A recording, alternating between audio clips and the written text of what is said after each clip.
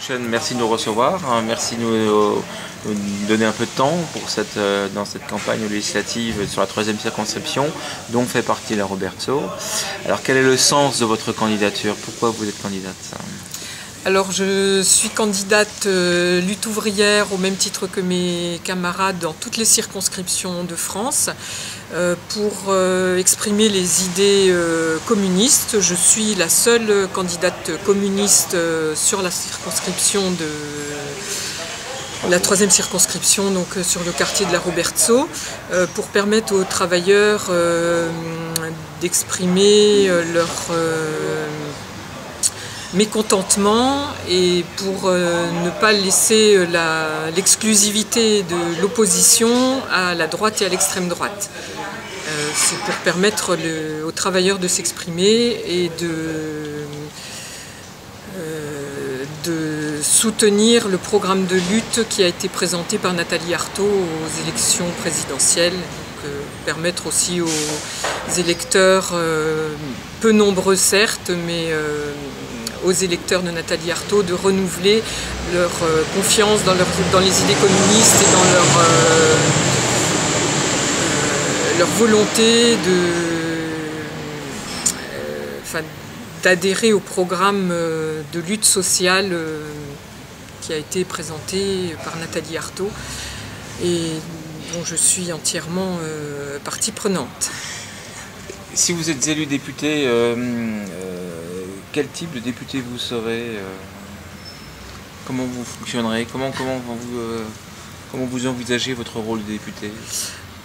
Alors si j'étais élu député, statistiquement c'est peu probable, mais néanmoins, si ça arrivait, je serais la porte-parole des travailleurs en lutte en particulier.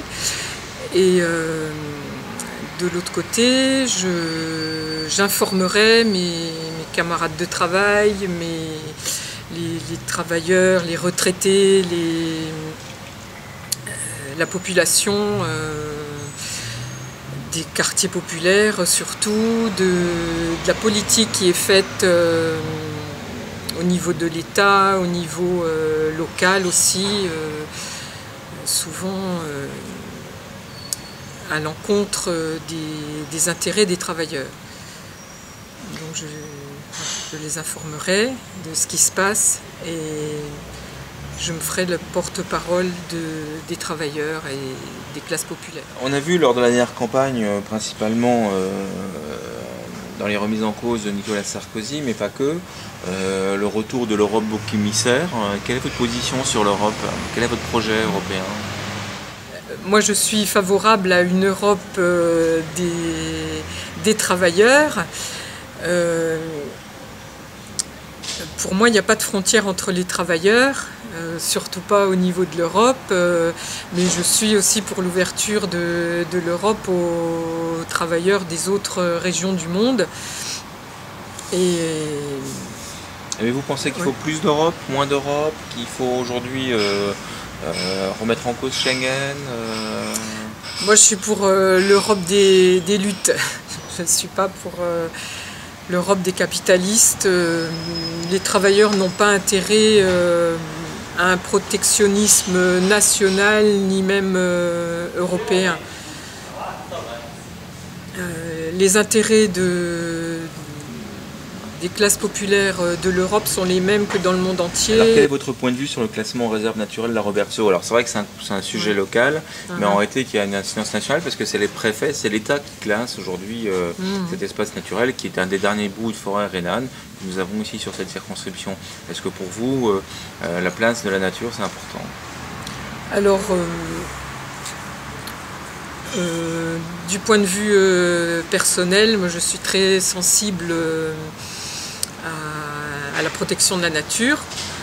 Si ça peut permettre de protéger la nature telle qu'elle est, pour laisser un coin de verdure, un coin de nature pour permettre aux habitants de la Robertsau et à proximité d'aller prendre l'air, d'aller faire un petit peu de sport, de s'aérer, de faire des loisirs de plein air.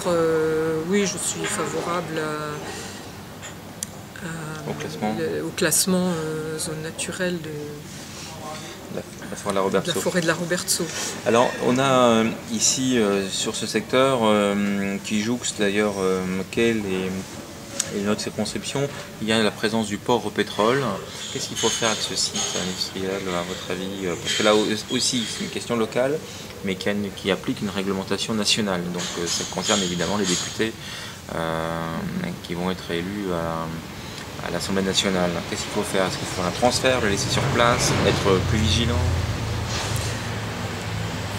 Bon, là, j'ai pas vraiment de position par rapport à ce site en particulier. Moi, pour toutes les industries qui sont potentiellement dangereuses pour la population environnante, je suis pour que la population puisse avoir le contrôle de la gestion de ces entreprises, en particulier de leur dangerosité, des risques qui peuvent faire courir à la population environnante. Mais les risques, c'est pas seulement les risques de pollution ou risques Céveso ou autres. Les risques, c'est aussi les risques de licenciement, les risques de perte d'emploi. C'est en ça que je suis pour le contrôle de la population sur l'insécurité en général de l'industrie. Est-ce que vous êtes favorable à la restriction du cumul des mandats en nombre et dans le temps? Oui, je suis favorable au non-cumul des mandats. Mais bon, ça concerne surtout les politiciens professionnels, parce que c'est vrai qu'on peut pas concilier un emploi de travailleur à plein temps et se consacrer en même temps à la politique à plein temps au niveau local. Donc ça exclut les travailleurs de la vie politique. Est-ce que vous êtes favorable à la parité imposée par la loi? La parité homme-femme. Oui, nous, à Lutte ouvrière, on la pratique depuis toujours. Depuis que Carlette Laguillet a été la première femme candidate aux élections présidentielles, Lutte ouvrière a toujours, depuis qu'on présente des candidats aux élections locales et nationales, il y a toujours eu la parité chez nous. Vous pouvez consulter nos listes aux élections locales, il y a toujours la parité.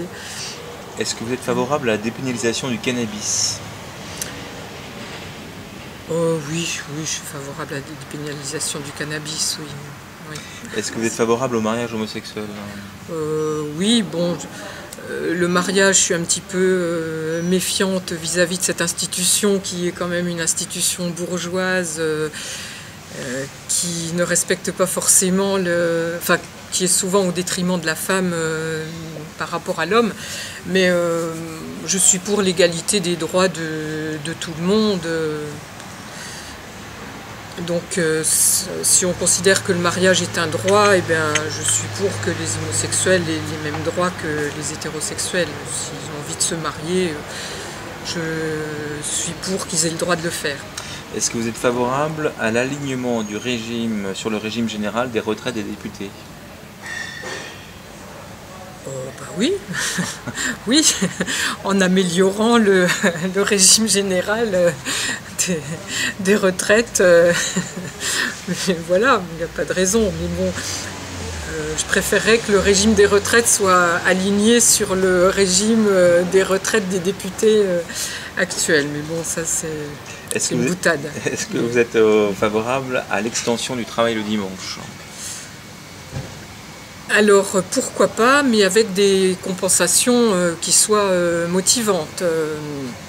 Il y a des professions comme la mienne par exemple où on doit travailler le dimanche parce que c'est une nécessité pour le public. On parle clairement de magasins, on parle de magasins d'ameublement par exemple, de bricolage, des choses comme ça. C'est pas des fonctions essentielles d'ouverture du dimanche. Voilà, donc pour les pour le commerce, par exemple, si c'est favorable aux travailleurs de ces magasins, de ces commerces, je dirais oui, à condition que les travailleurs y aient avantage, quoi. Donc, des compensations importantes. Est-ce que vous êtes favorable à la modification de la loi ou une évolution de la loi Leonetti qui est sur la fin de vie? Bon, alors là, c'est peut-être un peu ma position personnelle. Moi, je ne suis pas forcément pour une législation parce que ça peut amener à des débordements. Par exemple, il y a des décisions de fin de vie précipitées qui peuvent être prises, par exemple, pour faire de la place dans des services. Et ça, je ne le veux pas. Donc je pense qu'il faut voir au cas par cas et bien sûr ne pas pénaliser les médecins qui prendraient avec l'accord du patient ou de la famille une décision de fin de vie choisie. Je ne suis pas forcément favorable à l'euthanasie dans la mesure où c'est la pire des solutions choisies pour éviter d'étendre d'apporter des crédits financiers aux hôpitaux pour étendre les services de soins palliatifs et améliorer les prestations des services de soins palliatifs. Moi, je suis pour l'amélioration des conditions de fin de vie des malades, notamment en étendant et en donnant des moyens financiers plus importants et du personnel, bien sûr, dans les unités de soins palliatifs ou en permettant aux personnes d'améliorer leur fin de vie à domicile en donnant les moyens financiers, parce que c'est surtout ça, c'est les moyens financiers qui manquent et les moyens en personnel. Est-ce que vous êtes favorable à la suppression du concordat? Oui, bien sûr, je suis favorable à la suppression du concordat. Je suis pour la laïcité, je suis pour que les services religieux soient financés par des fonds privés financiers et pas par les fonds publics. Ça, c'est la politique qu'on défend à Lutte ouvrière en général, hein. C'est le financement des services publics par l'argent public et pas que les services publics ne financent pas les services privés. Donc, est-ce que vous êtes favorable à une extension du concordat à toutes les autres religions? Donc, de fait, non. Je suis pour que toutes les religions, enfin toutes les opinions religieuses puissent s'exprimer à égalité. Ce qui est injuste aussi dans le concordat, indépendamment de ce que j'ai dit avant, c'est que justement ça favorise des religions officielles et que d'autres religions n'aient pas accès aux mêmes droits que les religions officielles d'Alsace et de Moselle. Donc vous êtes pour l'égalité de traitement? Je suis pour l'égalité de traitement des convictions religieuses. D'accord. Est-ce que vous êtes favorable au vote des résidents étrangers aux scrutins locaux, ceux qui payent en tout cas les impôts locaux? Je suis non seulement favorable à la participation électorale des citoyens étrangers, mais aussi je suis favorable au vote des étrangers au niveau national, aux élections européennes. Oui, il n'y a pas de raison. Les personnes qui vivent, qui travaillent, qui participent à la vie sociale, il n'y a pas de raison qu'ils ne participent pas aux élections. Je suis favorable au vote des étrangers. Donc question bonus, aujourd'hui Lutte ouvrière est un parti qui, en tout cas aux dernières élections présidentielles, a réalisé un score assez faible, particulièrement en Alsace. Comment vous expliquez ça? Bon, déjà, nous, on ne pense pas que la politique se passe dans les urnes. La politique, surtout la politique des travailleurs, elle se fait dans les rues, elle se fait dans les entreprises, au niveau des luttes. Et c'est vrai que les travailleurs, pour le moment, ils mettent peut-être leur espoir en ce moment dans la présidence socialiste de la France. Ils ne sont pas forcément prêts à descendre dans la rue, mais nous, on est là pour défendre les idées communistes pour le moment où les travailleurs vont être décidés à se battre et qui sachent qu'il y a parmi eux des travailleurs qui sont prêts à se battre, à défendre un programme social de lutte face aux attaques du patronat et avec le soutien des politiciens en place, du président de la République et des députés qui vont être élus. Même s'il y a une majorité de gauche aux élections législatives qui arrivent là, il ne va pas falloir baisser la garde face aux attaques du patronat, des banquiers, qui ne vont pas manquer de continuer. Quel score vous envisagez au soir du premier tour? Quel est votre objectif? Le plus de voix possible, être le plus entendu possible. Après, j'ai pas vraiment de pronostic. C'est assez variable d'un bureau de vote à l'autre, sur la circonscription et sur la Robertso en particulier, parce qu'il y a une partie de la Robertso qui est un petit peu privilégiée entre guillemets, et puis il y a la partie Cité de Lille qui représente quand même pas mal de personnes qui n'est pas de la même composition sociale que le reste du quartier. Et alors, même si un objectif, un chiffre, faire le même score qu'au présidentiel, plus haut Plus haut. Plus haut, oui. J'ai bien conscience que le score des présidentielles n'était pas élevé.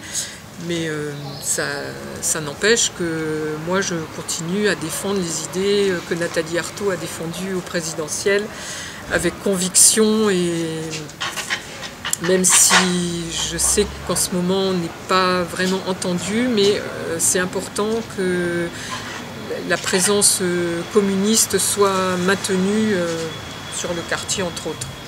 Écoutez, merci beaucoup de nous avoir reçus et puis on vous souhaite une belle campagne. Merci beaucoup. Merci à vous.